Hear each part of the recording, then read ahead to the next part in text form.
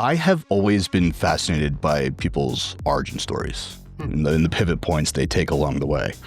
I remember, I don't know, I was maybe like 8 or 9 years old when like James Bond: A View to a Kill came on, and that was like my first introduction to like this world of like secret agents and espionage and everything like that. Do you remember what it was for you when the hook first took hold? Oh my gosh, it's a great question. As a little boy, of course, black and white TV with the rabbit ears, and I was my dad's remote. Get up and change the channels. Right. I remember watching the original Man from U.N.C.L.E. Oh yeah, With Ilya Kuryakin and Napoleon Solo. the shoe phone. The shoe phone. No, that was Get Smart. That was Get Smart, right? The Man from U.N.C.L.E. was it the telephone box? What was there? That was the Cone of Silence. The Cone of Silence with Get Smart. I used to love that one too. In fact, when I joined the government early on, we had our own little Cone of Silence. So we used to call it that. About the size of an outdoor outhouse, inside our office kind of thing where we're talking this close. Right. But probably that. But the real pivotal moment for me, Spencer, was I had growing up in the Bethesda Chevy Chase area, I had a neighbor that was shot and killed, and that neighbor turned out to be an Israeli diplomat. And I did not know that at the time, but I went to school with his daughters, high school, and the Israeli embassy flew the family out the next day, and they kind of vanished without a trace. And, this is in 1973, before the internet, and, the Washington Post obviously covers that, and we had an old evening paper called the Washington Star. And, that night, the night he was shot and killed, the local rescue squad came to pick him up. The local police department came to investigate, and subsequently a single FBI agent. So I was kind of fascinated by that. And 2 years later, I joined that local rescue squad at age 17, where I'm still a life member. I've been a member there over 50 years now. And then I became a cop in the county where that shooting and murder took place. And I used to drive by. I had a district that worked away from that area. And I had an old cheap apartment that I paid $250 a month to live in as a cop because I made no money. And they gave us a discount if you parked the car in the parking lot, kind of story. Back when people kind of liked cops, right? Yeah.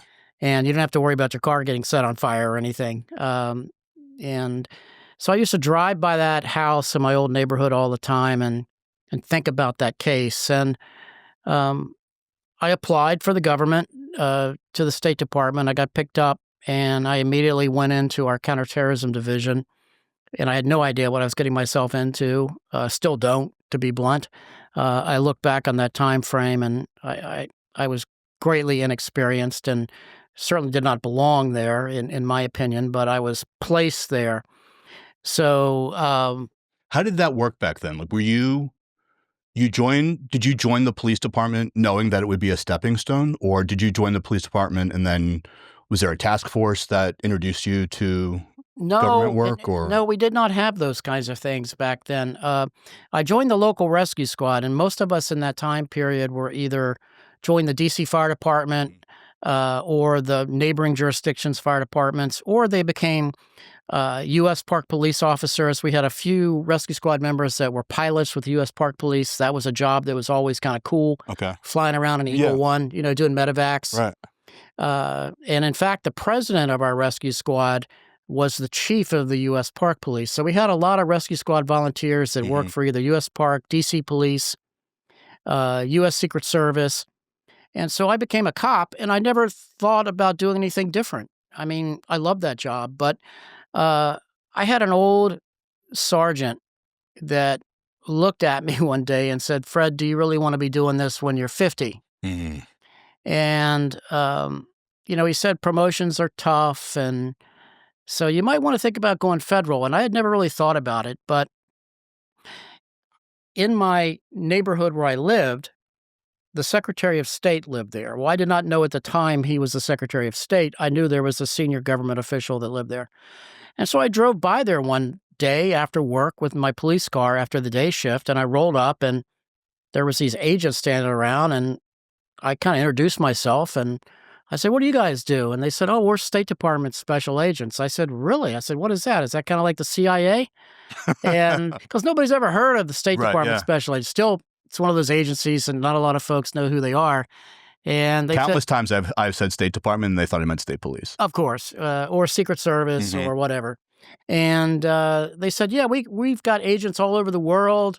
We're hiring now. You know, we've had a lot of acts of terrorism overseas. In the 70s, stuff going on overseas. And they said, why don't you go ahead and apply? Well, in those days, of course, there's no internet. So you had to call OPM and you had to get mailed a package. I filled it out. Never thought I would hear from anybody. And one day I get a telephone call to report to this building down on M Street in Georgetown. No, it was Wisconsin Avenue in Georgetown. And walked in for a panel interview, kind of like this place. Yeah. And there was 3 old agents sitting in there asking me a whole bunch of questions. And I was a bit of a nervous wreck, you know. As a cop, street cop in uniform, I was dressed badly, no doubt. Probably had a Sears suit on at best, or J.C. Penney's. And I ended up getting hired. And went to basic agent training, which is at FLETC, Federal Law Enforcement Training Center. And then the State Department had their own, which was pretty cool. We were up in, Summit Point, West Virginia. Okay. At the time was Bill Scott Raceway. I think it's still there. Oh, yeah. Yeah. Yeah. And Bill's no longer with us, but yeah. Yeah, we did all of our, Great driving. Oh, my gosh. The best driving school I've ever been to. Tremendous. The crash and bang school. And in those days, of course, these are revolver years, you know, so we were issued the Model 19 Smith & Wesson, still one of my favorite guns, Uzis and the shotgun. Those were our 3 weapons. That was it. And that's where our training was. And then, of course, you get back and you get assigned jobs. And it was kind of like one of those nervous moments where you're all seated in a room and they're saying, Jones, Secretary of State Protection Detail, you know, Mullen, this assignment, Basilico, this assignment, Burton, Counterterrorism Branch. And I'm thinking, what? You know, I had always been interested in terrorism, but, you know, coming as a street cop that knew nothing about terrorism, put into this position, was a bit overwhelming and shocking. Since there was a class of 48 of us, and we had ex-DEA, ex-Secret Service, former military, special forces folks. And, you know, here was this street cop from, you know, the local area. So I ended up being assigned to our unit. There was 3 of us. Wow. That was it. And this is like what, late 70s? No, this was 1985. 85. Yeah. And my boss at the time, who I thought was crazy, smoking in the desk, turned out to be a wonderful mentor. He set the Beirut embassy bombing cases on my desk and said, after you read through these, we'll talk. And he also set the 1979 U.S. Embassy takeover and seizure in Tehran on my desk. And he said, you've got the sandbox. You've got the Middle East. You've got Hezbollah. I had no idea who Hezbollah was, right? So I spent probably 72 hours doing nothing but reading the old files and then getting exposed to classified information. And, you know, in those days, you could keep a secret, right? Yeah. It was much easier. Much easier to keep a secret. And we were behind a locked door and we took security very seriously. And so I was exposed to terrorism then. I went from knowing nothing about terrorism to this job. And then a couple years after being in that unit, my boss said, hey, we're involved in all the hostage debriefings of the hostages held in Lebanon. I want you to go over to the CIA and be our rep to the hostage location task force. We had set up a task force to find the CIA station chief who had been kidnapped in 1984 by the name of Bill Buckley. Oh, right. I want to stop you for 1 second. When you got those initial files, and I don't want you to give away anything classified or, you know, methods or sources or anything, but when you got those initial briefings or those initial files, what was the intel like back then? Was it mostly human intelligence? Was there any signal intelligence being done at that time? Was it mostly like foreign assets that we were friendly with that were feeding us that information? What was how actionable was that intelligence? How good was that intelligence? And did that serve as something that we still use to inform our decisions today, or has that sources and strategies advanced over the years? Spencer, we were, in fairness, completely dysfunctional in those days. Well, we didn't know what we didn't know. We did not know what we did not know. The U.S. intelligence community was geared towards the Cold War, battling the KGB and the Soviet Union. And out of nowhere, you had this asymmetric unit called the Islamic Jihad Organization that we took forever to kind of unpack as to who exactly they were. They were Hezbollah, which we ultimately figured out, but we knew very little. When I'm saying files, we had 3 accordion file folders on our desk: Beirut 1, Beirut 2, and Tehran. And they were literally labeled that with magic marker, and you open them up, and inside would be a hodgepodge of various reports from FIBIS, Foreign Broadcast Information Service, to Reuters news reports, to debriefing of hostage reports typed up by some old agent that is you could never find or has since left or has retired. Mixture of CIA information. There was never top secret like NSA information in those files. You had to go somewhere else if you wanted to look at that. But you literally had no idea in those days really what they did, much less, how they did it, And so in my job was just to try to go through it chronologically and start from the beginning.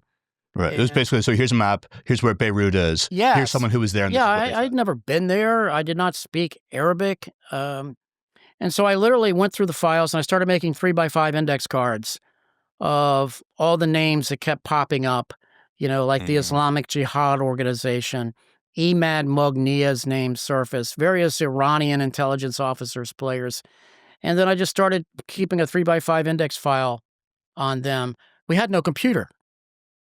No. We had no computer. There were computers in 85, but we did not have any. Right. I mean, we got our first computer at the end of 86 or the beginning of 87, if memory serves me right.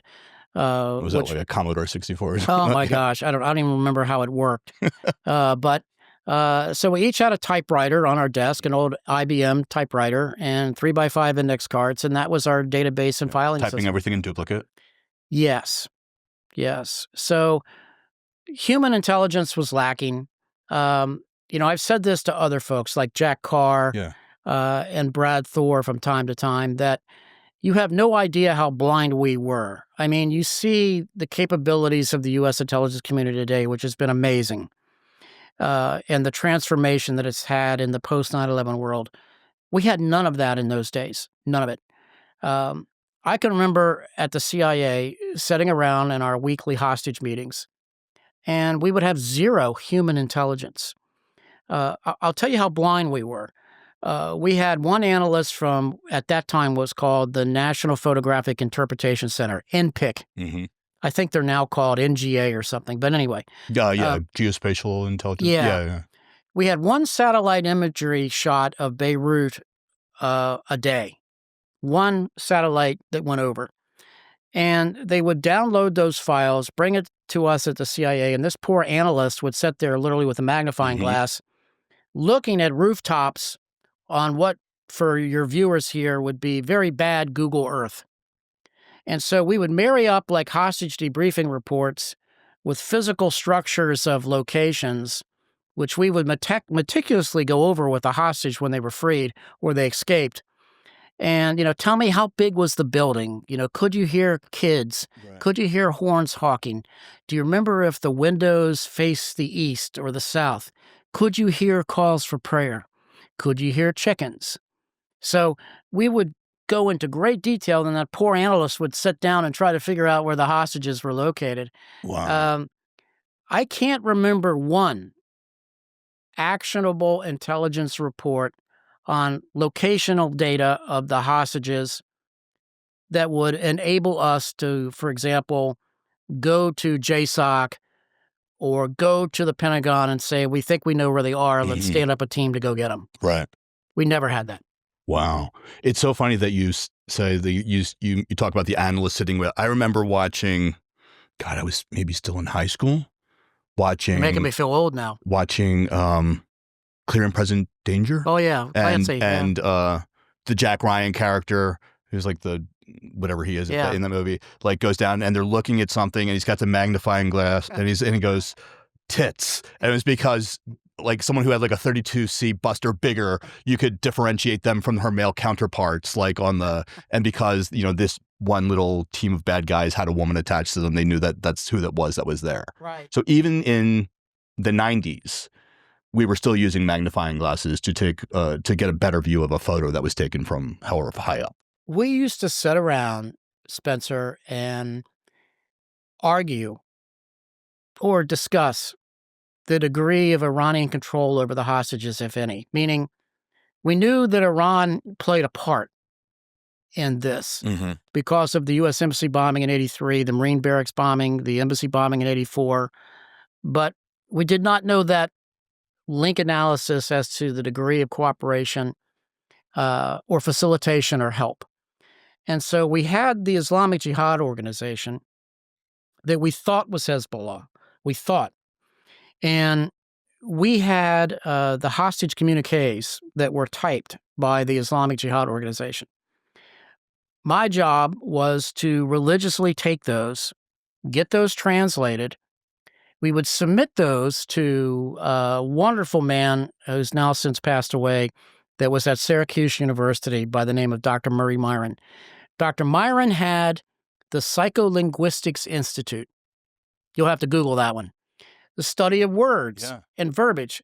And so he would go through that communique and give us leads as to who he thought might be behind that. Was that individual English trained? Did the writer of that communique, did Dr. Myron think that they went to school in the West? What buzzwords could you pull out of this communique and connect it with the other communique? Yeah. But literally, we would set them next to each other on a table and kind of dissect them. Well, and I don't know how many people know this, but Dr. Myron's work actually influenced the behavioral science unit at the FBI in catching Kaczynski. Yes. Because Kaczynski would use keywords and phrases that were identified to him as much as a fingerprint. Right. And I think one of them was, you hear a lot of people miscorrectly say, well, you can't eat your cake and you can't have your cake and eat it too. Right. Which of course you can. You have to have it before you can eat it. But Kaczynski would always write, well, you can't eat your cake and have it too. And it was that little, because he required all of those manifestos to be printed. Right. What his sister-in-law, so his brother's wife was like, this sounds like Ted. Yeah. And kicked it over to the FBI, and they used that process to go through all of his communiques to tie certain phrases, the way he would structure sentences, the way he would use an ellipsis instead of a hyphen. Right.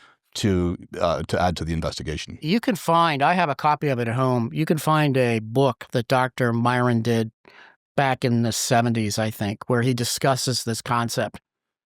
He was hilarious. Just a wonderful sense of humor. We had him down in the office once, and we were talking to him about the hostages, like what does he think's going on? He was also very practical. You never would expect him to be a PhD, and he basically would say, I really don't know who this person is, but I think it's the same person writing these communiques. So the light bulb went off on my head. Occasionally it did, that we would get these hostage videotapes too. And we would religiously compare them. What's the backdrop? Oh, I've got a blue screen behind him. What's he wearing today? A black T-shirt.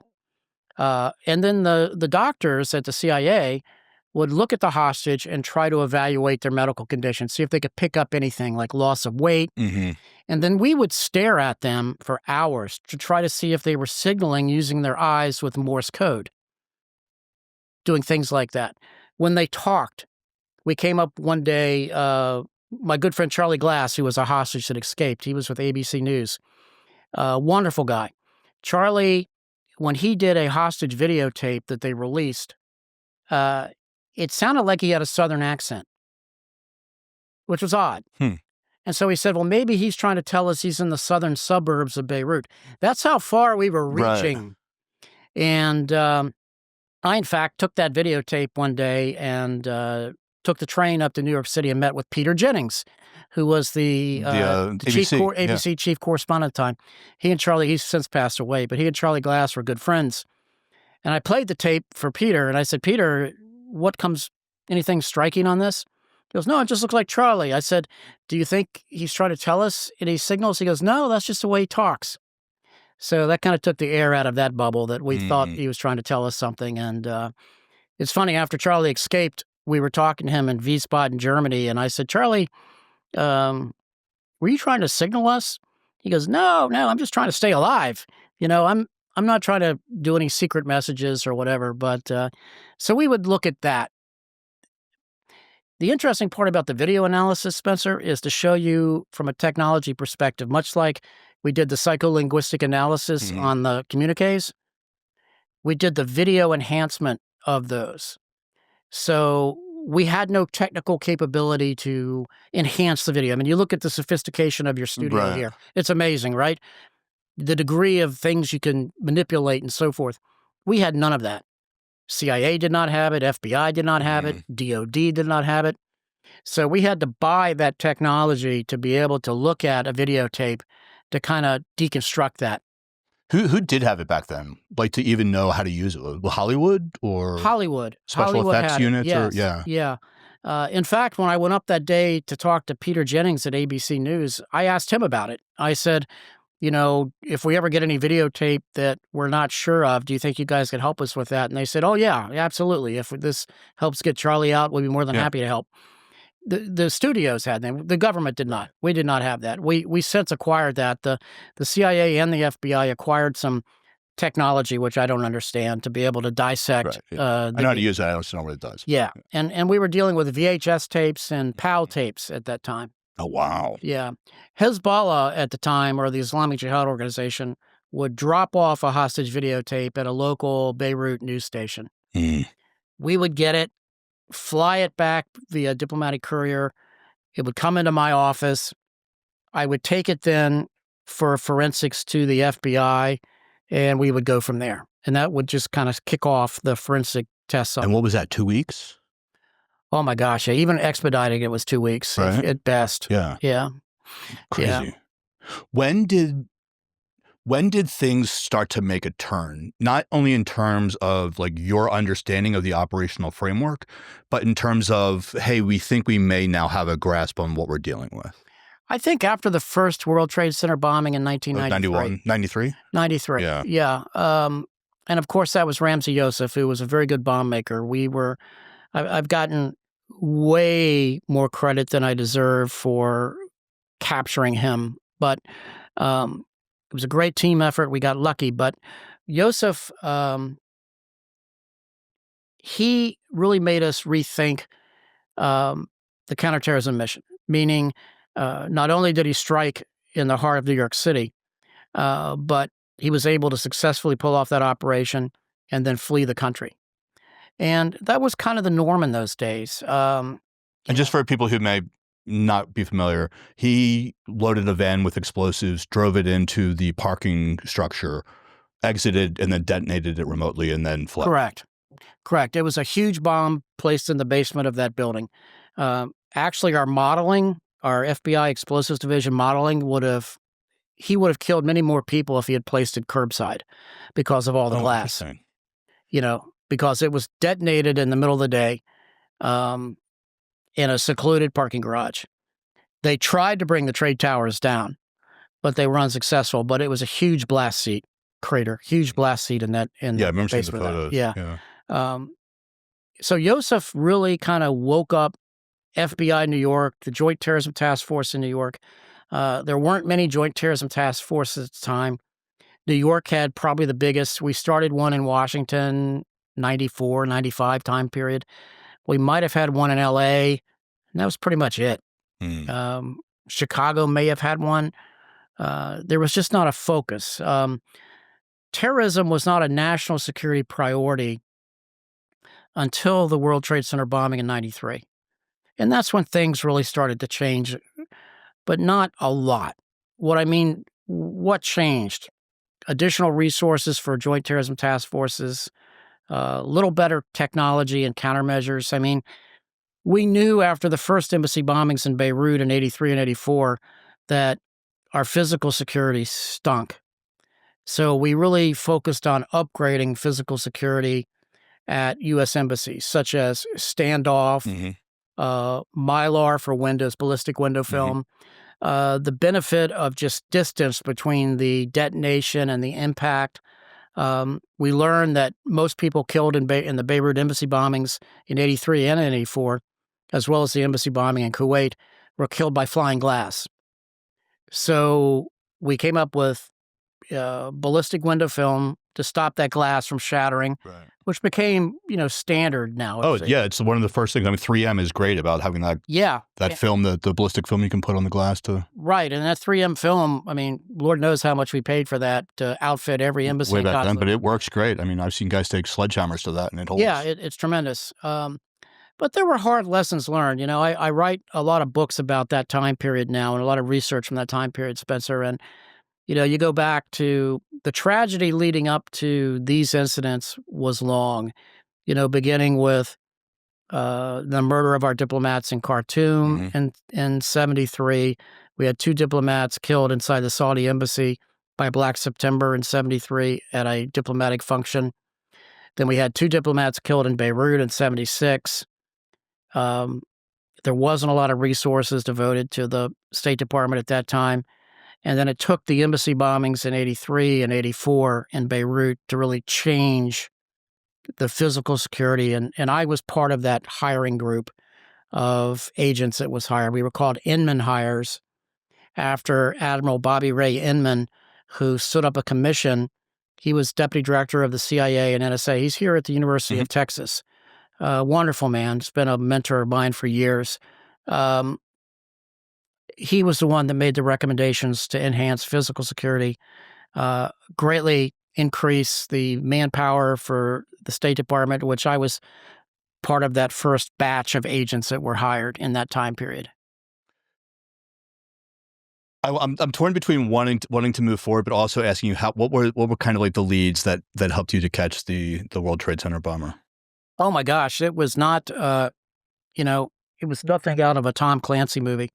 Okay, I gave you a matchbook, right? Yes. We had created innovative programs under my office. Started the Rewards for Justice program, the $20 million for bin Laden. Most people know it as. At that time, it was $2 million. That was the most money we had to spend, and so we created little matchbooks. We put them all over the world. Didn't make the State Department happy because we were accused of promoting smoking around the globe. Which you can only imagine a few of those meetings which we attended like that, right? Yeah. We created old school wanted posters, and we blanketed the world with them. We started public service announcements, which was wonderful at the time. In fact, Hollywood has changed, but we approached Charlie Bronson from Death Wish, Clint Eastwood, Charlton Heston, Moses himself. He was head of the NRA at the time. Kim Basinger. Oh, wow. From Batwoman at the time. Yeah, she was Kim Basinger? Kim Basinger. She was Batman's girlfriend. She was also, I think her claim to fame was the James Bond movie, right? Wasn't Correct. she the woman in Gold? I can't remember which one of it. She was a Bond girl, yeah. Charlie Sheen. He was in Navy SEALs. We had the agency do this study, and what films do the bad guys watch? And they like these shoot 'em up films that Hollywood made. So we approached these folks and said, "Would you do some public service announcements for us?" And we would broadcast those in Arabic.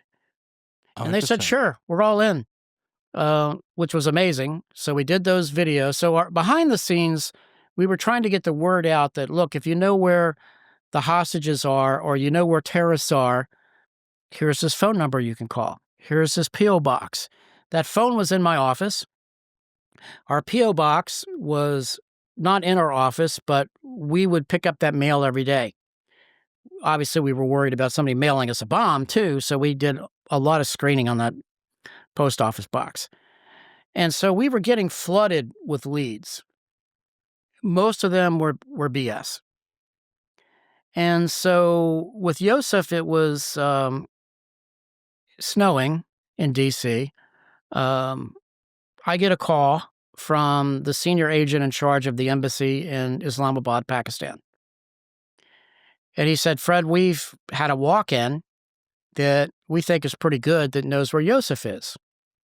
And his name was Art Morell. He recently passed away. He was a wonderful guy, former Air Force OSI agent turned State Department agent. And Art said, something tells me this guy could be good. And I said, Art, we've probably got 10 sightings of Yousef this week alone. What makes you think this is any good? He goes, well, my 2 guys that spoke to him really think he's good. And he relayed how this happened. I said, walk me through what occurred. And we're talking on the secure voice phone. And he said, well, a diplomat off compound called us on the radio and said they needed to see a security officer at their house right away.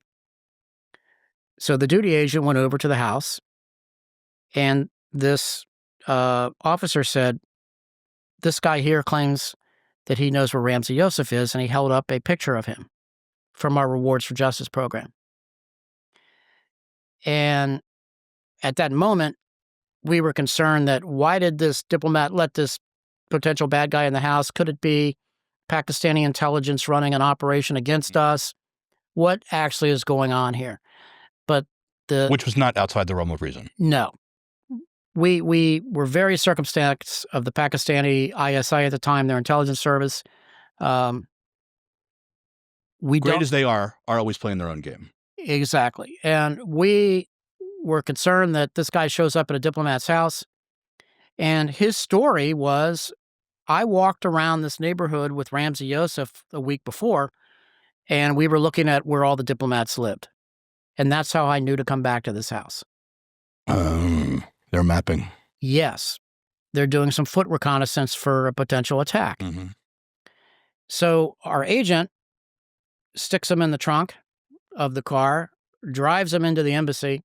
So the surveillance of our embassy... I just want to stop. A lot of people think that's Hollywood movie bullshit. It happens a lot. It happens a lot. So our agent sticks him in the car, in the trunk, drives him to the embassy. So the surveillance of our embassy by the Pakistanis, the Russians, or whoever else might be watching on that given day, to include the Chinese, did not see who came in, and proceeded to debrief him. And he said, hey, I was with Yousef last week. I had run some test runs with him. I had carried these little doll babies on flights. And Yousef intends to put bombs inside the doll babies and blow up airplanes around the world. So the plot is getting a little bit grandiose. Bojinka, right? It's getting a little bit grandiose, but plausible. And he said, the last time I carried one of these baby dolls, I did not know if it had a bomb or not. And I don't want to die. But I can also make some money. So he had seen the Rewards for Justice program offered. We had offered $2 million for Yousef. And he said, Yousef is going to come back in town next week. And we said, well, when he does, call us. Lo and behold, he called. And he said, Yousef is at this hotel over in Islamabad. And 2 of our agents went over, knocked on the door, and there he was. Wow. He had dyed his hair red, had bombs inside the apartment. Then we had a little bit of a mess in our hands because we really didn't tell anybody what we were doing. And I got in a little bit of trouble of that, but it's all... This is where we always get forgiveness rather than permission. Yes, that was my... Never give them the opportunity to say no. That was my logic at the time. I would do the exact same thing again today, but at the time there was hell to pay. But I knew Washington would screw it up. There was no doubt in my mind we would screw it up. We would go to the Pakistanis, turn this guy in, they would throw him in some dark hole, we would never see him again. And I wasn't going to let that happen. So anyway. Flash forward many years, it's not like they would have the #1 wanted terrorist in the world living just outside their military academy. Yeah, go figure, right? The real interesting part, which a lot of people forgot about that story, was I now had a human source, a spouse, and a child to get out of the country. And we managed to do that. Once we grabbed Yousef, how are we going to get the source out? We could not take the source to the Pakistanis because I knew that he would again also vanish into a dark hole. We managed to get him out without going into much detail on that and put him into the U.S. Marshal Witness Protection Program and got him back here to the United States. So the rest is kind of history. Yousef's at the Supermax now for the rest of his life. Yeah. I have a question. When it comes to influencing outcome, when it comes to wanting to get, like we were talking about, bin Laden and the reward there was for him, it was 2 million, 10 million, 30 million. Was there ever any, I remember being in Afghanistan at that time. What years were you there? I was there 103-ish. Okay. And I remember hearing all this and just saying that like $30 million to these people is like, it would be like aliens coming down and be like, we will give you 40 akak. Like it meant nothing. Right. Or if we had just said, hey, we'll give you like 20 goats and 4 camels, they'd be like, he's right there. Right, right. So is there ever any back then, I mean, was there ever any consideration given to what motivates the assets that you're trying to influence? Or were we always trying to influence them in a way that we believed Americans wanted to be influenced? It's a great question, Spencer. And I must say that you're absolutely correct. It was our world and everybody else was living in it. Mm-hmm. And we figured that we could buy our way in to all of these people by just offering enough money. I do recall discussions at the time. So, for example, we had the Afghani shooter at the front gate at the CIA in 1995 or 1996. I don't remember that exact year. Yeah. And he came into the country, killed folks lined up to go to the CIA that day, and he vanishes. And he goes to Pakistan, Afghanistan area, which was no man's land for us. We couldn't touch him at that point. We eventually got him. But that discussion came up at that point. We could offer him $100 million that it's not going to matter because money doesn't mean anything. Maybe we should start offering brand new Land Cruisers, Hiluxes. Maybe we should start offering opportunities for children to come to the West to go to college, offer medical, at wherever they want to go for whatever reason. Mm-hmm. So we got a little bit smarter along those lines, but cash was always king in our days. And I must say, looking back on the rewards we did pay, I remember we paid some chap about $750,000 on a plot against American airlines, not American, but American Airlines in Southeast Asia. That was a Abu Nidal plot, who was a radical Palestinian terrorist at the time. And we worked with the host government. They raided a safe house. They busted the bad guy. And we ended up paying him $750,000 in cash. So it really depended upon the personality of that source. The guy that gave us Ramzi Yousef, the mastermind of the first World Trade Center bombing, he really wanted the cash, but he also wanted an American citizenship and visa. So under the Rewards for Justice program, Congress was kind enough when they designed that program to give us, I think at the time it was 20 visas to be able to say, okay, Spencer, you can come to the United States. I'll let you in under this program. And then I'm down, I only got 19 left, right? Right. So we would offer a package: cash, U.S. citizenship, protection, relocation to the United States, and then hand them off to the Federal Witness Protection Program, which is a wonderful program. WITSEC, fantastic. WITSEC, yeah, fabulous program. If I tell kids this all the time, if you're really looking for a job in federal law enforcement, it must be one of the best jobs that no one's ever heard of. Great job, and they've never ever lost anybody, never. Think about any U.S. government program that No, actually people works. have left and gotten whacked, but never while they were part of the program. Correct. Yeah. Correct. So I have nothing but the utmost respect for the U.S. Marshal Service. And, no, they're the best in the business. They're the best in the business. Not only catching fugitives, finding people, but protecting people. I had an interesting pivot in my professional career when I went from military and government service into the protective side of the house. And, on the military side of the house, it's actionable intelligence. Where are the bad guys? What are we going to do? How are we going to get them? What is their pattern of life? How can we manipulate that and for our own personal gain? And then when I got onto the protective side of the house, it was all about the protective intelligence that would inform those who wanted to do our principals harm. Do you remember when that became, because it came from, you were an early pioneer of it. It's definitely part of your business now. I definitely want to get into ONTIC and all of that.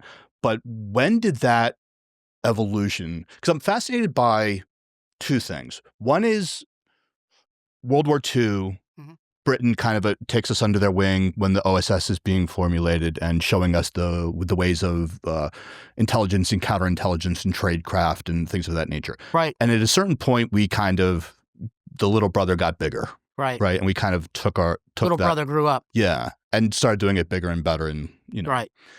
But we had to learn how to walk and crawl before we could start running. On the intelligence collection side, do you remember when it was or how it was that it's not just about collecting the intelligence, it's how we can use it in the most effective way possible? Absolutely. This is going to sound extraordinarily self-serving, but I'll say it anyway. I just finished up a book on the history and the evolution of protective intelligence because I very much lived through that, and I get more credit than I deserve for this too, of being one of the designers of that system with the State Department, which I probably was, but it just wasn't me. It was a small group of us that put together the entire protective intelligence program. Yeah, Steve Jobs didn't create the iPhone, but he was the head of the guy. Right. There's people who know how to do things, and there's people who know how to put together a team who can. Right. It's actually a fascinating development. It actually goes back to the Warren Commission and the assassination of John F. Kennedy. Okay. And part of the Warren Commission's recommendation, buried in the footnotes, is a protective research advance, meaning the ability to look at those persons of interest in your database, send somebody out to do your traditional advance, Spencer, but focus on working with the locals, trying to determine what persons of interest might be there, researching the files you had at headquarters. Unfortunately, when Kennedy was assassinated, none of those files were delineated by geography. They were all in a hodgepodge group of files. And I just don't remember the number off the top of my head, but those files go back to Truman, and there were like thousands of individuals in their database. That database research file was actually checked before Kennedy went to Dallas, but unfortunately, Harvey Oswald, or LHO as his detail agents called him. I've spoken to a few of them from that detail. So after the Kennedy assassination, Congress said, look, Secret Service, get your act together. We're going to have to create a protective research advance on every trip. And so that kind of started that work from the Secret Service. Okay. But it really didn't create a dedicated protective intelligence division at the time. That would come a little bit later. For us, it started in 1976 after the murders of our diplomats in Lebanon, and our threat analysis group, called TAG at the time, started to keep track of individuals that might threaten the Secretary of State and this or that. My unit, the Counterterrorism Branch, which was created in 1985, became the Protective Intelligence Division. So we were the Counterterrorism and Protective Intelligence Division of the State Department. Oh, interesting. So we started doing our 3x5 index cards and spreadsheets on persons of interest that would threaten the Secretary of State, the British Royals, Princess Diana, Yasser Arafat, anybody that we protected that came to the United States. We would create our own little 201 file on, our own basic background investigation on those individuals. So you're looking at a concept that developed post-Kennedy assassination, post-Lebanon assassination of our diplomats, and really took off in the mid-1980s to what it is to today. That's fascinating. But how would that information be disseminated if it's all on these like 201 files, like 3x5 cards? Great question. Okay. What we would do if it's not like you're just like dropping them a PDF, you know. Yeah. Okay. So what we started to do in the mid 1980s was myself, for example, and my colleague Scott Stewart, he and I are working on a book together on this topic. We would go out to the United Nations General Assembly. We would look at the threats against everybody that was coming. We would do individual briefings of each protective detail and say, okay, you've got the Cuban foreign minister. These are the groups that are going to protest against him. These are the individuals that's in our database that should be of note. We had already coordinated with the FBI, NYPD, Intel, and so forth, special services, put together their local threats and so forth, and we would conduct individual briefings for each one of them in that kind of location. If we had a high threat protective detail come to the United States, which included, for example, the British royals, predominantly Princess Diana and Prince Charles, because of the paparazzi and the mentally disturbed fixated persons, we would travel with those details and actually do our own protective intelligence advance and our own counter-surveillance, trying to do threat hunting on the street at fixated predominantly on arrivals and departures. Yeah, right. So that was what we did. So our group would physically deploy. We would not be part of the protective detail. We would be out, on the outer circle, but we would do the briefings before, and then if threats surfaced during that time period, let's say very similar to how the Secret Service does things now, or at least they used to on my watch. I don't know exactly how they're doing it right now, post-Trump. Concentric rings of security out, yeah. The notifications in real time, meaning to me, those aren't still being very much clarified by all the witch hunts that's underway on the efforts to go after Trump, right? In our day, we have Arafat coming. We would talk to the CIA. We would talk to the FBI. We would talk to the Secret Service. And let's say he's coming only to D.C. We would talk to D.C. Police Intelligence Division. We would say, hi, I'm Fred Burton. If you get any threats during this window of time, call me. And then I would race over to that building, pick up whatever that threat was, and I would physically bring it back to that protective detail and brief them in real time. I would go to the agent in charge and brief them in real time. That would happen all the time. Right. But we had to make the notification, then they would alert us, and we would travel with them. If it was details that were not high threat, we had to rely upon the system working, where they would notify our unit, and then I would call, or one of our agents in the office would call and say, hey, you're working on Gorbachev, when he came to the United States after he left Russia. We had him protected for a long period of time, or Aristide from Haiti. If the FBI picked up a threat on Aristide on a wiretap, they would call us and we would get in touch with the AIC of that detail and say, hey, you need to go over to FBI Miami and read this, or get you a secure voice phone and let me read it to you, or let me fax this to you if it's not classified, kind of thing. Right. Were you married? Did you have a family during all of this? I did, yeah. Mental health is a big part of my personal journey, and for a lot of veterans and men and women who have been in this kind of work for a long time.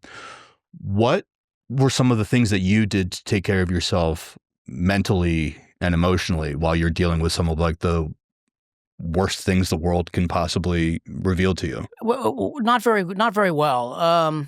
I eventually quit because I could not take it anymore. In retrospect, you would say I had PTSD. You told John Douglas said the same thing. He was like, after running that unit for so long, I just couldn't unsee it. Yeah, I still have a difficult time getting on planes because of all the plane crash investigations and hijackings that I worked. I worked Pan Am 103 over Lockerbie, which killed 3 of our agents on that flight. I did the lead investigation on the plane crash, which killed President Zia of Pakistan and our United States ambassador and a 2-star Army brigadier general. Me and one other agent led that investigation. Countless hijackings. I was not long ago up at Pan Am at their museum doing a keynote on a hijacking case I worked in Karachi in '86. it just got to the point where I couldn't do it anymore. I mean, I remember never being home and my wife not knowing where I was on a hostage release until every Friday night she would take the kids and go over to my parents' house that were alive at the time, and they were watching CNN, which was the only national news at the time, and they saw me on the tarmac coming off a plane with a hostage from Beirut, and they knew where I was. But, in those days, you didn't really tell, your significant other what you were doing, and so forth, I remember going in for oral surgery once and nervous about being put under for that in the 80s and paranoid that I would say something under under anesthesia. And I remember I sent the name of the doctor through our internal security folks just to make sure, it was somewhat of a dreadful kind of life, Don't get me wrong, Spencer. I mean, I'm blessed and I'm fortunate to have experienced that. It's given me a livelihood that I never, ever expected. But I'm not so sure I would do it again. Well, I think that's something that a lot of people, they see the cool guy in the glasses and the earpiece on the red carpet on the runway, or there's a cool photo of you in this place or that place, or the stories. We make great guests at cocktail parties, right? But we also, I joke about like Neuralink. It's like if it gets to the point where like you can read people's minds, it's like if you went inside my mind, you'd like sit in a corner and cry for a very long time, and I'm sure yours is the same. Yeah, but when I was serving, like we could talk to each other. There was like a locker room dynamic. There was a tribe thing, but it wasn't until I got out and, that whole like thing in Afghanistan went to shit that it really kind of hit me. Yeah. I mean, literally, if you had expressed a concern on my watch in the 80s, they would have sent you to what we would call the rubber gun squad. Yeah. They would have taken your gun. Mm-hmm. They would have sent you to the mailroom. And you had been processing inbound diplomatic pouch traffic. They probably wouldn't have given you any time off at all. They would have expected you to come to work every day. And, even when I first started, we had an old incinerator room where we would use burn bags. I remember the burn bags, yeah. And throw them in. They probably would have had me down in the incinerator room loading coal into like the Titanic, Yeah. It's just something you didn't talk about. But was there something that you did that helped to? I used to run. I would religiously back in the day run to the point now where I can hardly walk at times because of arthritis. My knees are shot to shit. But I would run. That's because you could run anywhere. Yeah. When did the writing start? The writing started for me in when I started working for strategic forecasting for Dr. George Friedman, my mentor. He was brilliant. He gave me a home. He knew there had been a few other books written about where I'm in them. Mm-hmm. And he had data mined the fact that I had spent a good deal of my career and life in the counterterrorism business. And I'm blanking, I'm in one book a lot called Relentless Pursuit. And about the Ramzi Yousef capture, mm-hmm. and then a couple other books. Peter Lance did a book on terrorism in the 80s and the 90s, and I'm in that one. And he gave me an opportunity to start writing analysis at strategic forecasting. And this, when I talk to, from doing a book, how hard it is. It's tough. And I never intended to do a book. I never thought anybody would care to read anything that I'd ever done. And I literally had this big, tall guy in my office one day who I had no idea who he was. I thought he was a customer or and he came into my office, and in my office I had a whole bunch of stuff. I had a Hezbollah flag. I had, the stuff you collect from being in the business.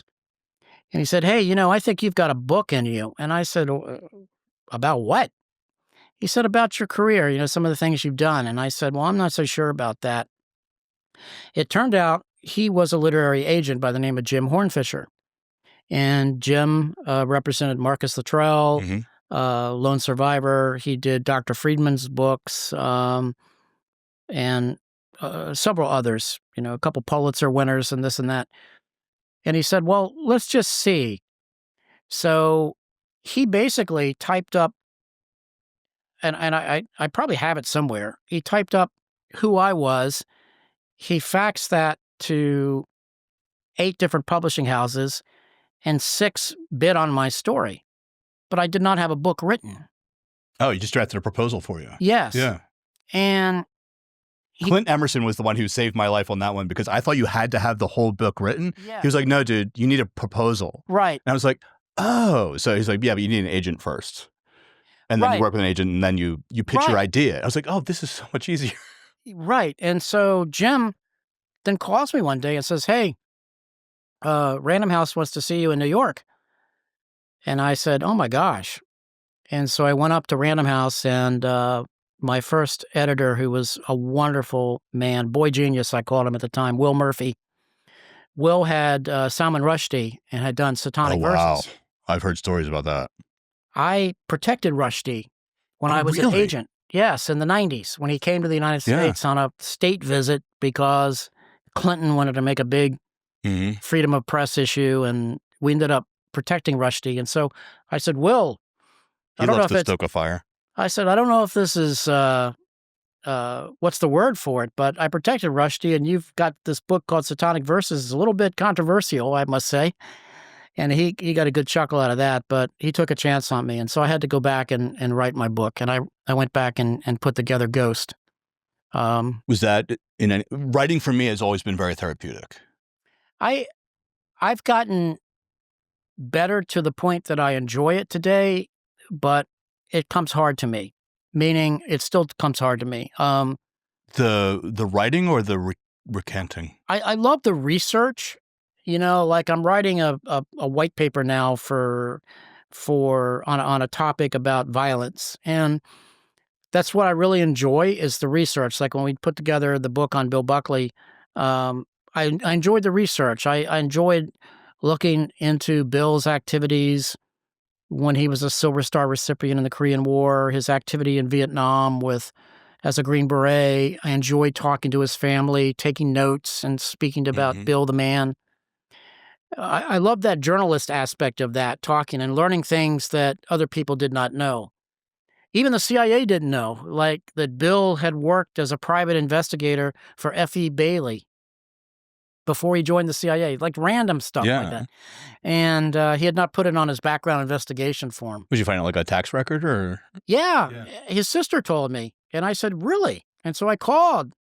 And, so I love doing that kind of stuff, I'm an old kind of cold case archaeologist when it comes to stuff like that. And but I'm really kind of stuck in the 70s and the 80s on my writing. But so I don't mind it, but I enjoy the research better than the writing part of it.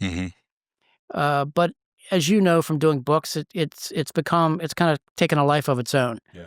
I've either got a book in process, one's coming out, or I'm always working on a book, right? I'm always working on something. If it's a book or a treatment or a screenplay there's always something in me that needs to get out. Right. Which is always interesting. Yeah, but I also think especially at my age, Spencer, I think it's good. You're a young guy. I'm an old man. I don't feel young.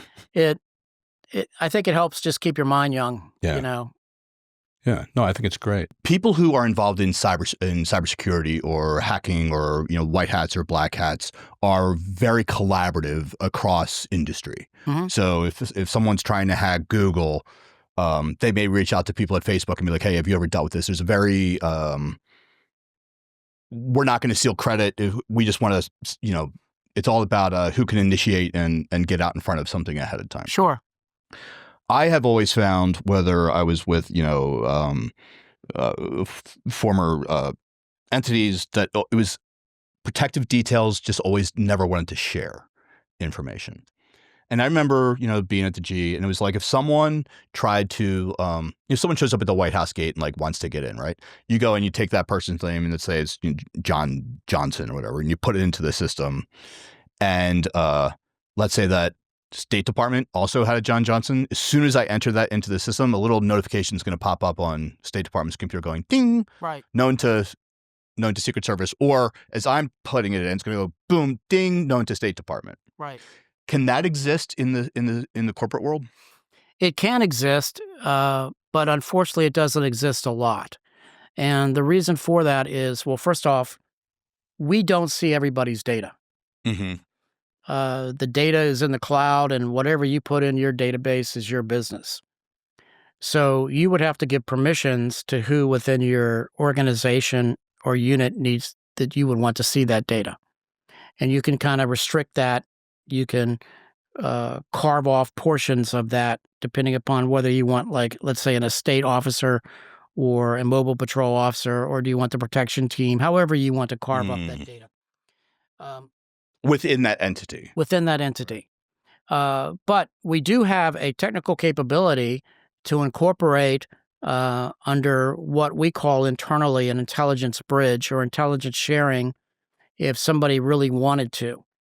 But what we found is that, on a practical level, corporations are somewhat concerned about sharing that data, back to your original point, predominantly due to privacy reasons. Let's say it's an ex-employee, or let's say it's a current employee that has just been let go and it's threatened the CEO or whatever.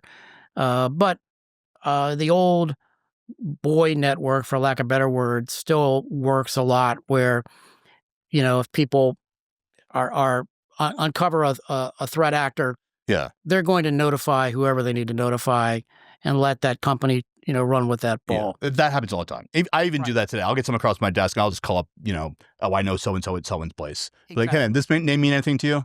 And they'll go, no, or they'll go, yep. And you can have a conversation about it. Right. I just always thought it'd be interesting if there was a way, almost if there was like a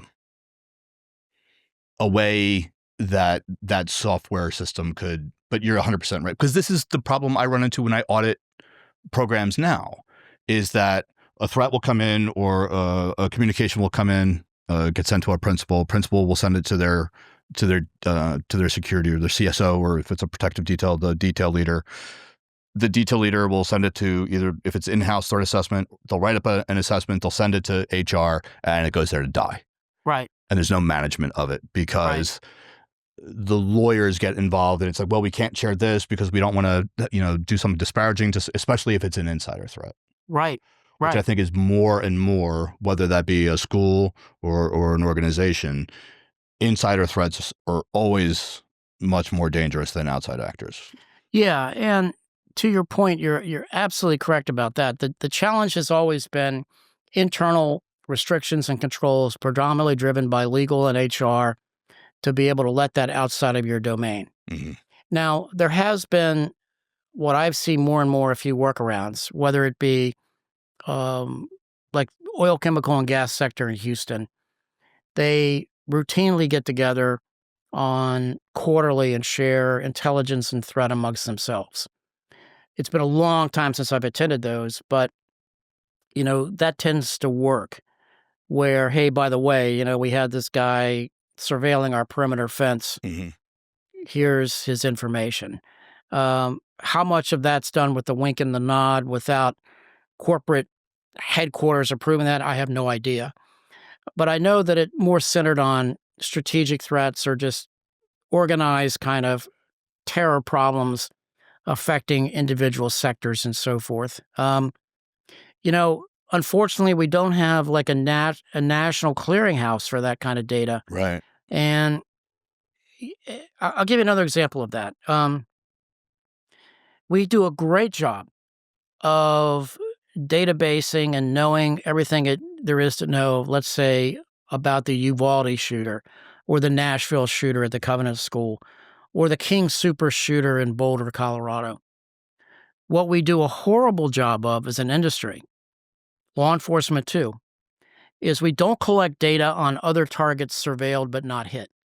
Yes. So there is no database to go to where that exists.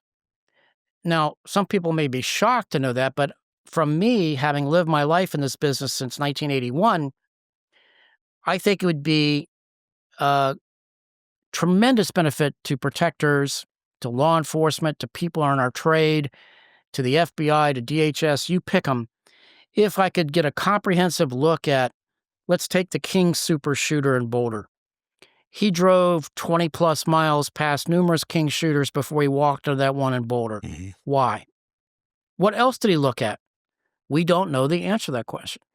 I think the problem rests on a practical level, having interviewed pursuers like that myself, is those questions are not being asked nor databased.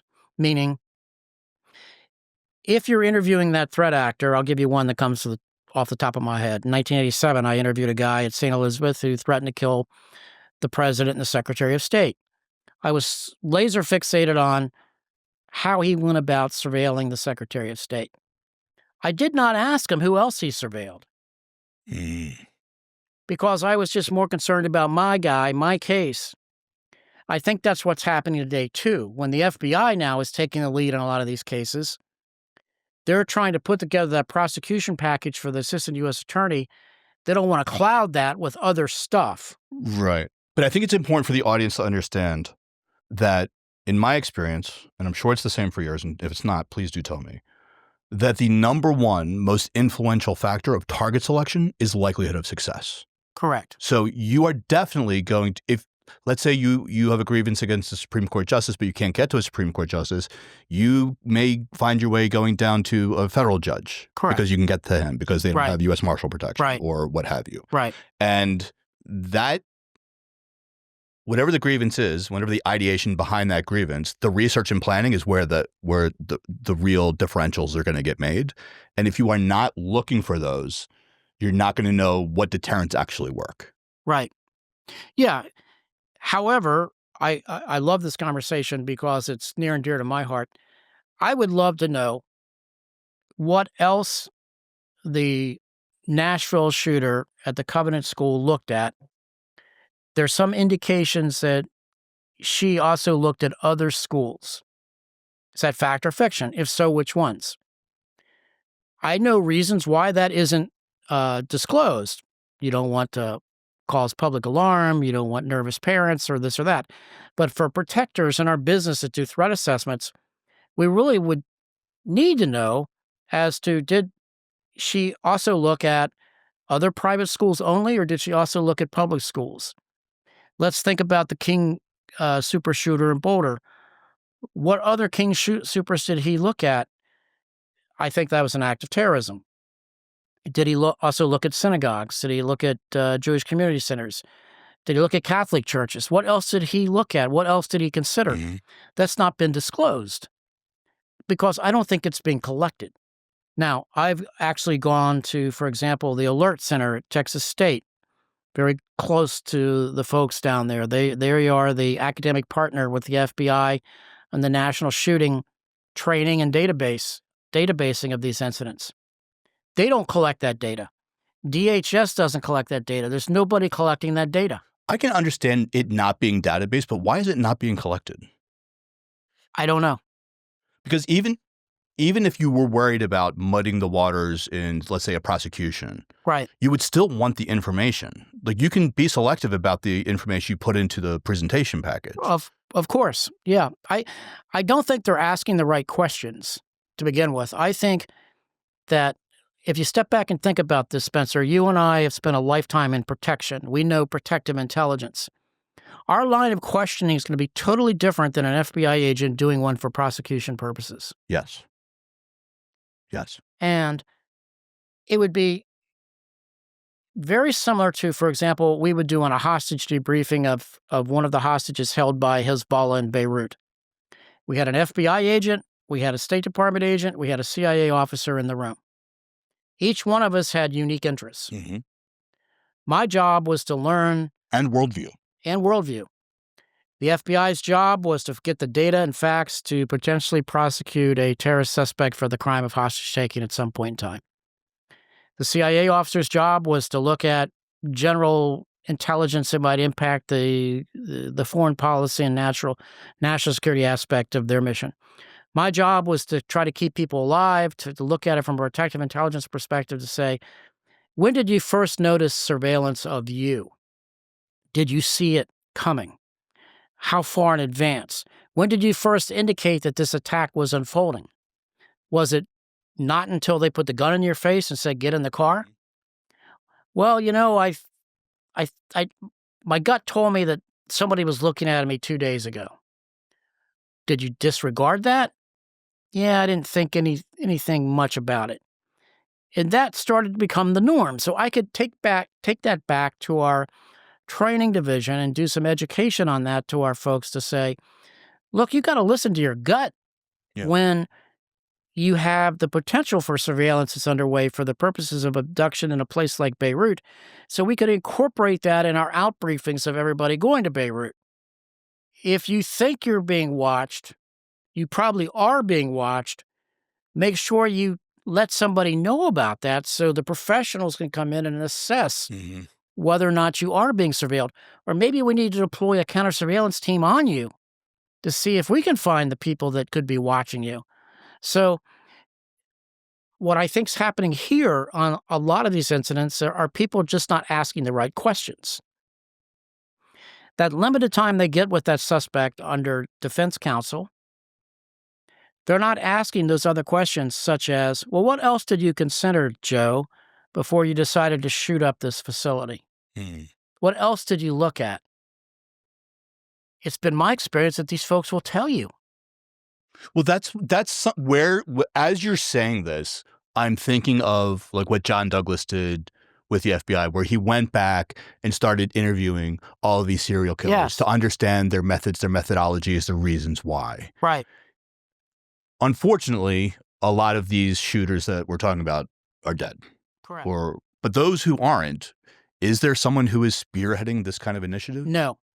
I've tried to, from an awareness perspective, I hope that somebody that watches this video looks at this. This would be a wonderful PhD kind of process. This would be a great academic endeavor.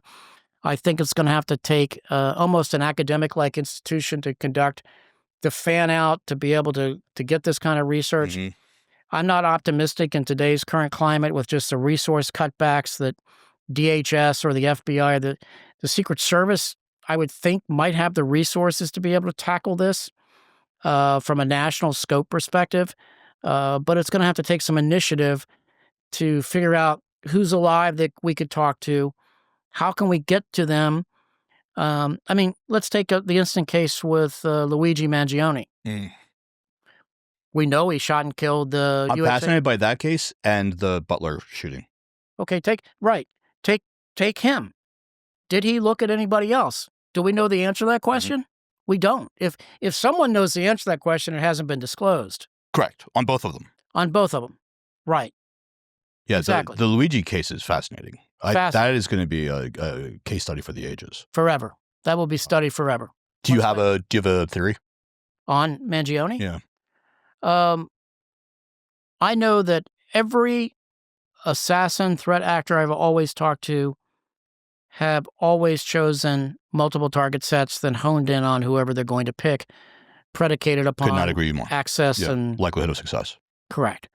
So my gut tells me that he probably looked at other potential targets. Who they were, I don't know. I think it'd be fascinating to know, even if it's just a mental exercise of writing them down on a piece of paper. Who else is on that piece of paper? Oh, I would love to get that notebook. Yes. Because I'm sure that's just a trove of insight. Correct. Any insight on Butler? Butler, no. Butler bothers me for a lot of reasons. Not to mention the complete and total F up of the Secret Service. Yes. Having said that, as a student of protection history, you go back and look at the Warren Commission, and you look at it had a lot of flaws. There was a lot of politics involved with that, but there were some very good protective security recommendations that came out of that. And I've talked to some agents that were on the Lancer detail, which was JFK's detail, and they refer to Oswald as LHO. And he was a ghost. Those who are not initiated. Lee Harvey Oswald.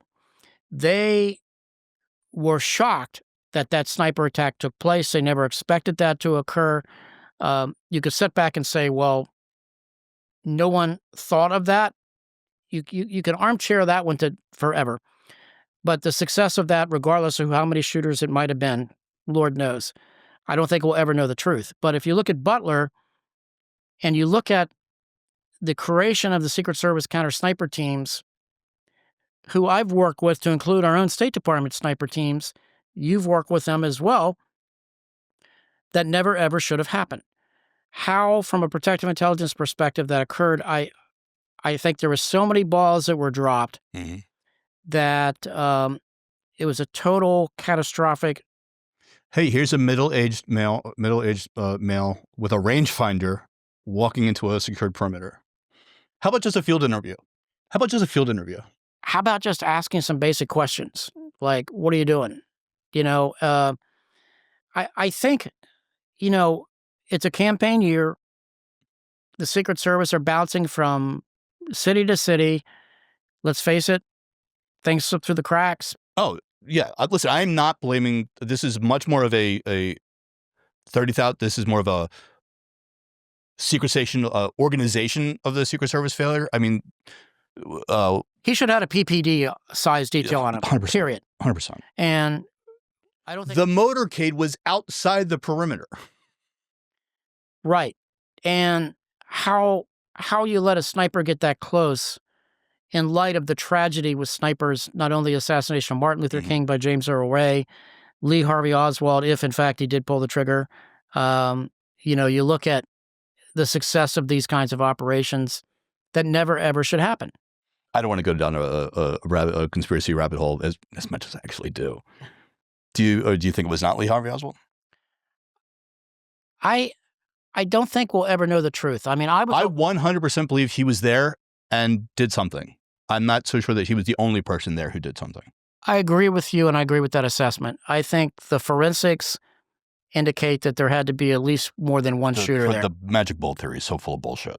Correct. And if you could just watch the Zapruder film and see JFK taking that hit that pushed him backwards. I've seen a lot of people get shot and they don't fall like that.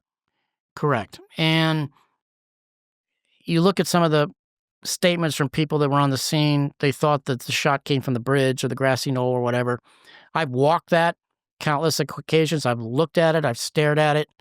And you know this as well as I do. There's acoustics and there's sound that's bouncing, and every time you you hear a helicopter, you look over there, but it's actually over there because it's bouncing. The sound's bouncing off. Right. There's all of that, but still, when you get down to the nitty gritty, it doesn't make sense. And I think us as Spencer, it's easy for us as protectors to sit down and second guess what transpired. If you look at some of the very credible surgeons that were in that room when they brought Kennedy in, and every one of them that were there thought that he had an entrance wound on the front. And it just doesn't add up. You can't get shot from the Texas Book Depository. Which was behind you. Which was behind him. So you have to believe those statements. And the one doctor who I think recently passed away, he trained a legion of trauma surgeons there at Parkland and is probably in the industry was like one of the leading recognized experts in this field. So who had seen countless gunshot wounds, right? So, you look at what's fascinating to me, and I've been fortunate enough to talk to a few of the old Lancer detail agents. They believe Oswald acted alone. A lot of them have passed away, like Clint Hill recently. And you would wonder, in light of some of the new revelations that have come forward, as to whether or not they would have changed that perception. I don't know the answer to that question, but it's got to be. No one wants to be part. This is how I would rationalize that in my head if I was on that detail. If I was someone who was willingly putting my life between a bullet and a target, could come to terms with the fact that there was an anomaly, that something had never happened before happened, and it was one guy who was unknown that was able to pull it off. It would be something else entirely for me to believe that there was this bigger than me government conspiracy that no matter what I did, I couldn't stop it. Right. I was alive when Kennedy was shot. I'll never forget that day. And I remember they canceled school. My dad was a Kennedy Democrat. He had been to Kennedy events there in the D.C. area. I just donated a whole bunch of memorabilia from that era to various presidential libraries and to the R.F. Kennedy Library there in D.C.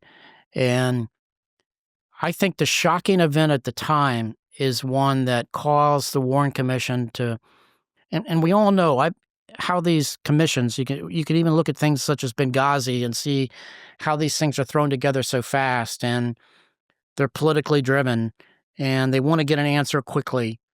And politics just drive these kinds of decisions. The problem is with something such that's so old from the Kennedy assassination is there's not a lot of first-person testimony left of people that were actually there.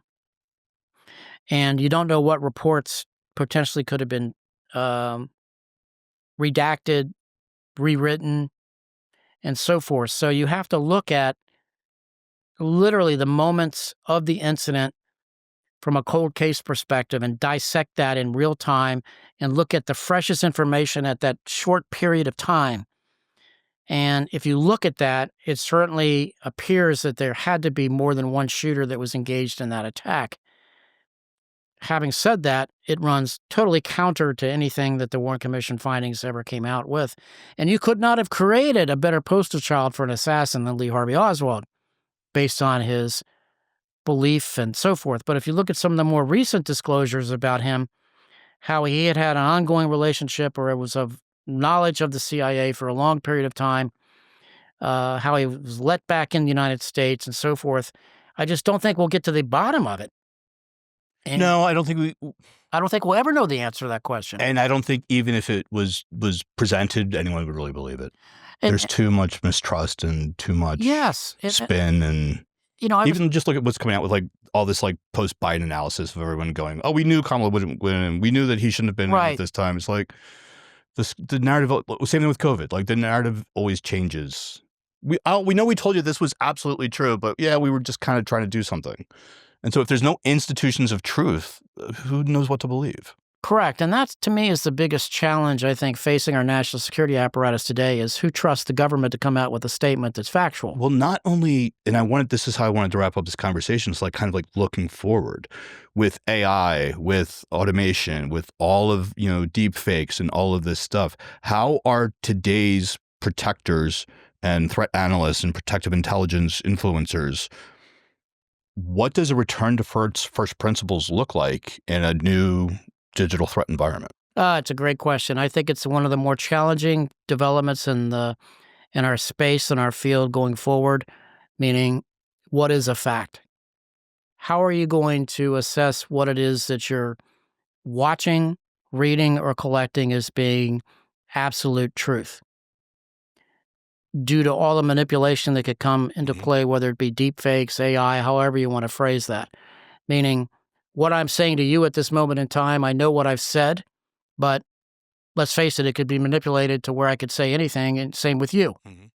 And I think that is the problem in our space over the next 10 years. Our challenge is verifying ground truth to the point that what you're seeing, watching, observing is actually what in fact is actually happening.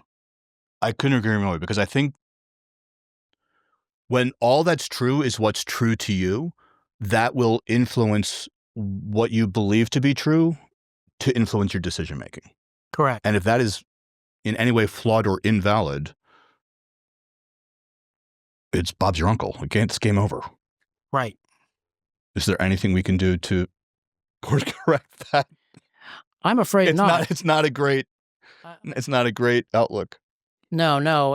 As someone who grew up as our mutual friend Chuck Randolph would say, in an analog world with a typewriter, and you look at the degree of sophistication today in technology space, information space, and so forth, I think it's the kind of challenge, Spencer, that I would hope someone has a handle of, but I'm concerned that we really don't. I'm concerned that we don't, and I'm concerned that those who are most likely to be our most significant counterparts in the future are preparing their people much better than we're preparing ours. Yeah, I would not disagree with that. Like Chinese kids are not spending 8 hours on social media every day. Right. But they're influencing what our children are seeing on social media every day. Right. And you want to talk about asymmetrical warfare, that's step one. Yeah. Fred, I end every podcast by asking my guests 5 questions. Okay. These 5 questions have absolutely nothing to do with anything we've talked about today. Fire away. But I'm fascinated. There's a couple in here that I really want to know your answer to. Starting with this one. Number 1, aliens. Fact or fiction? No comment. Ooh. I love that you can say that with authority. Question number 2. Clint Eastwood, in his final directorial debut, is making a movie about your life. Who is he casting to play you? Clint Eastwood. Wow. I would say... And it can be any version of you, like throughout your career. It can be like young agent you. You can be like, Beirut you. Oh my gosh! Well, it is. No, we'll just age them and de-age them like De Niro and. It's got to be Sean Connery. He's not alive anymore. Oh, well, you said I could pick any period of time, so. No, in your life, you can pick any period of time for that actor to portray you at that point in your life. Oh my gosh! You know what I mean? Like you can get, but you'd have to have somebody that you can age up and down. Sean Connery is dead, right? God bone on me to the great best James Bond ever. I'm fairly certain he's no longer with us. What about Roger Moore? Is he still alive? No, I think so. Well, let me see. You would go Chris Pratt, age Chris Pratt. Oh, Jack would probably have some issue with that. Yeah, I can't take Chris Pratt. Jack would have an issue with that, and I don't want to have to. He'll tweet me. More blowers for your book. No, exactly. Boy, I don't know who that would be if someone was to play me. It's a great question, but kind of a scary one. You don't want to see yourself portrayed on film? I don't think so. Okay. I'll let you have a pass. Yeah, give me a pass on that one. Number 3. You can spend 2 weeks in any fictional universe. Where are you going?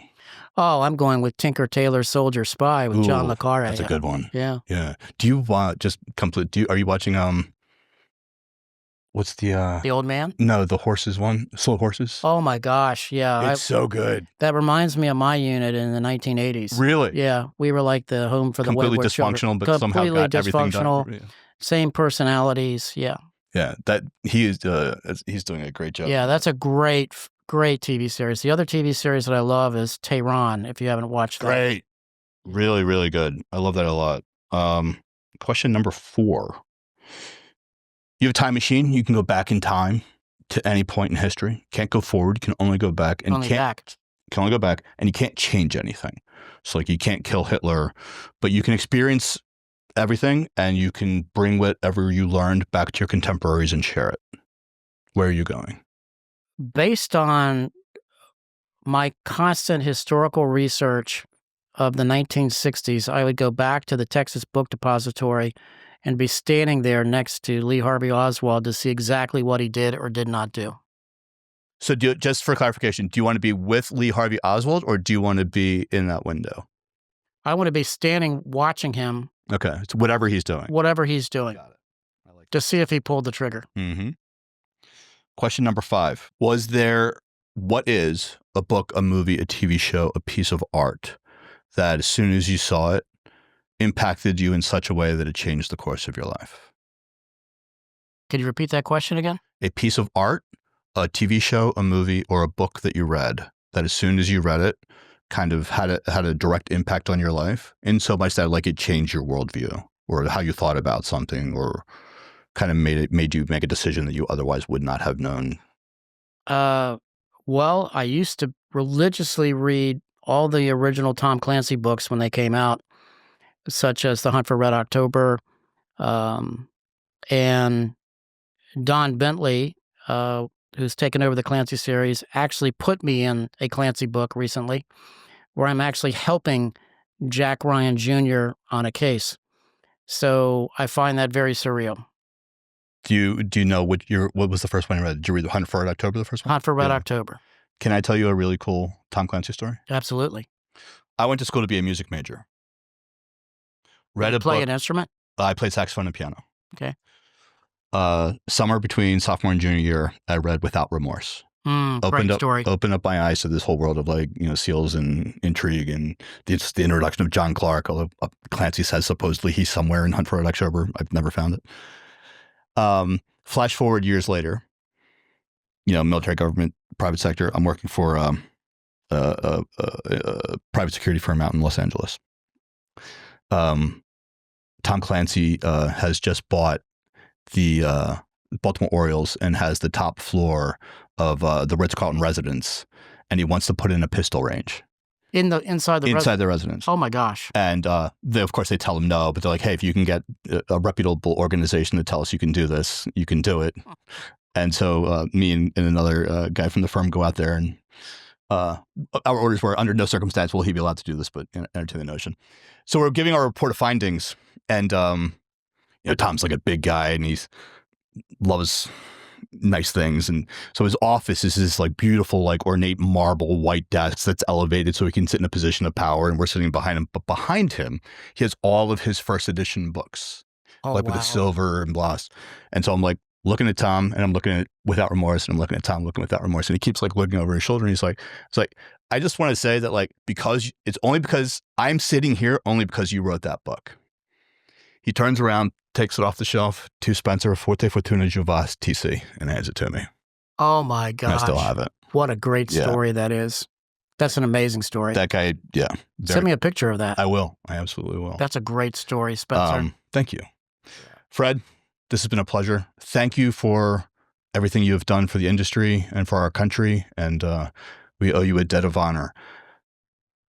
What do you want your legacy to be? I think that at this stage of my life, I'm at the point where I really want to give back. Try